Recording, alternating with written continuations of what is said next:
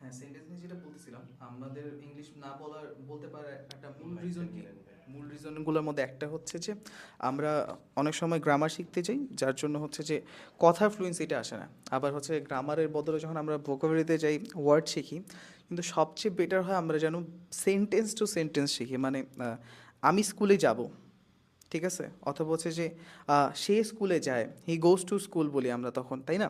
কিন্তু আমরা কীভাবে শিখি? সে মানে হি, গো মানে যাওয়া, স্কুল মানে বিদ্যালয়।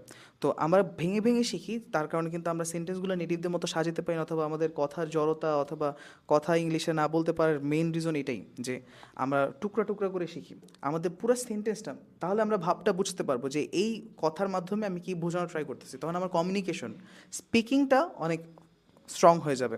আর গ্রামারটা তো আমরা ফিক্স করি যেন স্পিকিং আরও সুন্দর হয়, আমাদের ইংলিশের লেভেল আরও বেশি বাড়ে।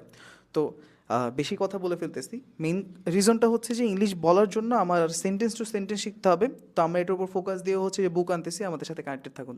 ধন্যবাদ।